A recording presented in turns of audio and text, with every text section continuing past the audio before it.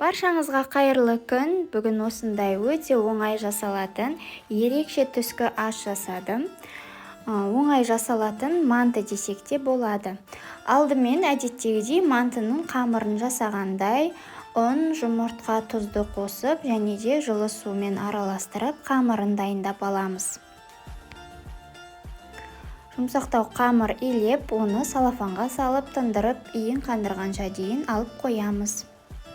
Бұл тағамды шағын отбасыларға немесе үйде адам аз болған кезде жасасаңыз өте ыңғайлы, мантаварканы бүлдіріп жатудың қажеті болмайды.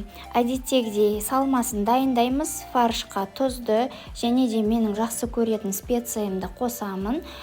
Қара бұрыштың орнына осы специяды қоссам, мантым өте ерекше дәмді болып шығады. Барлығы сұрайды, осы сенің мантың неге басқаша дәмді болып шығады деп. Мен осы специяды қосамын. Және де жуаны ұсақтап тураймын. Және де бұл жолы картошканы салмаймыз. Кішкене су қосамын, сочный болуы үшін. Картошканы бөлек қазір салатын боламыз. Себебі бұл жерде картошканы салсақ, қамырдың ішінен шығып, әдемі емес болып қалуы мүмкін. Сол үшін салмаймыз. Қамырымыз тындырып болғаннан кейін осылай илеп аламыз.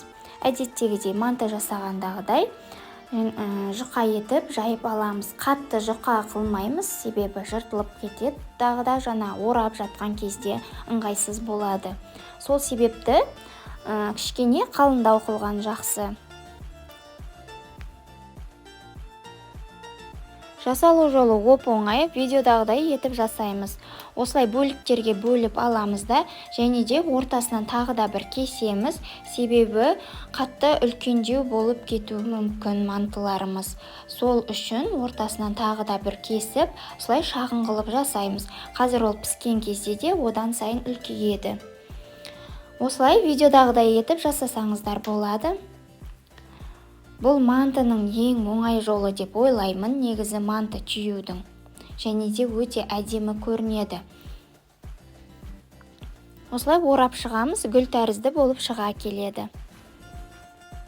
Және де достар, менің рецепттерім ұнап жатса лайк басуды және де тіркеліп қоюды ұмытпаңыздар. Қоңыраушаны басып қойсаңыздар, менің келесі рецепттерімді ең алғашқы болып қарай аласыздар. Міндетті түрде каналыма тіркеліп баға беріп кетіңіздер.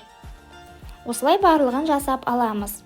Одан кейін сковородкамызды дайындап, жуамызды және де пиязымызды осы жолы ірілетіп турадым, ерекше болсын деп. Барлығын кубиктап турағым келді. Оны қалауларыңызша турасаңыздар болады. Картопты да осылай кубиктап турадым.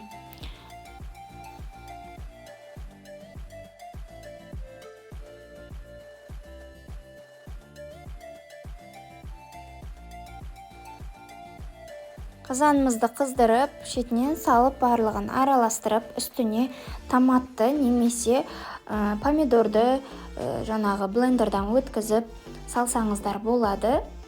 Өте дәмді болып шығатын ас деп ойлаймын. Маған қатты ұнады.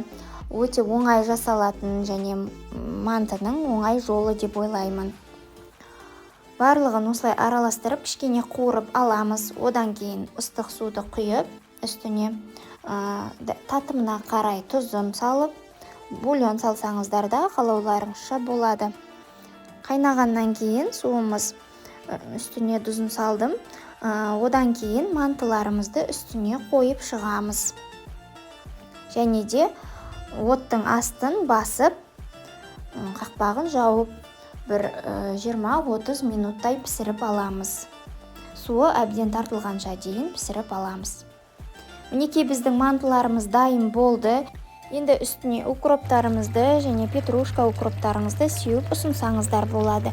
Өте дәмді тағам деп ойлаймын. Сіздер де жасап көріңіздер. Назарларыңызға рахмет. Ас болсын.